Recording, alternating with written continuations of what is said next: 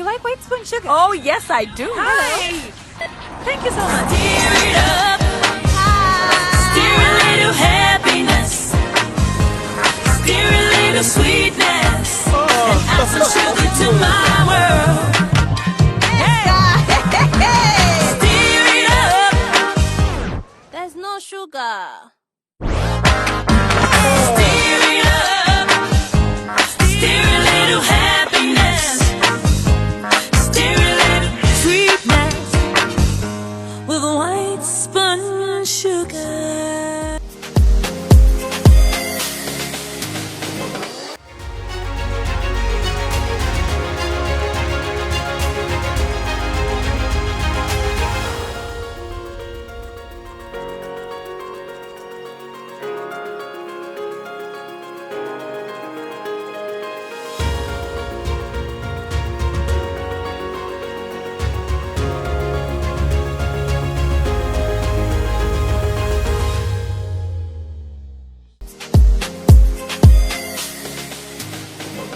Hello everyone and welcome to this special episode of the Financial Insight Show.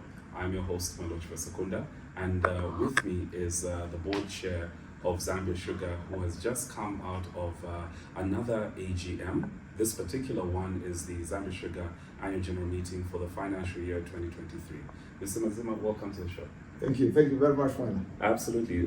It's always a pleasure to host board chairs of various companies. Financial Insight relishes conversations such as this one, but obviously it comes on the back of this year's annual general meeting. What would you say are some of your initial reactions at this particular annual general meeting? I think we had a wonderful annual general meeting just now. Helped to a great extent by a very good dividend that the Absolutely. company has declared. Absolutely. But I'm always heartened by the retail shareholders coming to this meeting, asking questions, requiring of us answers of how we are managing their company. I find that very uplifting, and today was no exception. Absolutely. And one who was in the room could actually sense that there was, on the one side there was a bit of excitement, and then on the other side there were certain queries about about the company performance. Your role as board chair is very simple, to obviously look through the strategic direction of the company. How would you summarize this year from a strategic perspective in terms of how your management team has been implementing this? Right? I'm very pleased with the outcome of what we did this year, but I would take it as a consolidation year. As I said, we doubled the factory, and we had borrowed lots of money to be able to do that. And this year demonstrates now 3 years of consistent good performance, giving us over $1 billion earnings, which means that, well, we've done what we wanted to do with this factory. We've got to do some debottlenecking so that we move from 400,000 to above 440,000. But I call that debottlenecking. We know that the factory can perform and the agriculture can perform, so we're now set to soar to new heights after this. Absolutely. And obviously it is quite encouraging. Like you said, it's 3 years in a row of a consistent, a billion kwacha in terms of earnings. From a dividend perspective, obviously your board seeks to ensure that shareholders are rewarded adequately. Do you see the momentum still being maintained going forward, especially post the factory now being fully mechanized and operational? We talked this year about a base dividend and about a special dividend. As we need to look at the base dividend as the area where we're saying why are we reducing or why has it gone up, etc., because that's based on the dividend policy of the company. We had a special dividend as well this year of 158 per share. And that is recognizing that we've now paid off all the debt that we have. I think we had 42 million left and we paid that off just before we finished the year. There was zero. Right. In fact, there was cash in the bank, which is very unusual for companies such as ours.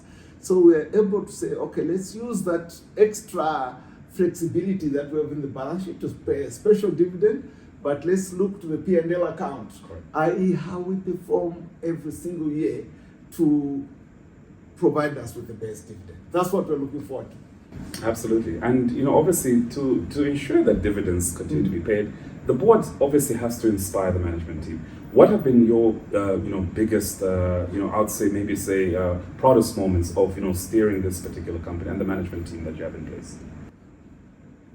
Listen, we had, I think, one of the few female CEOs. She retired just over a year ago.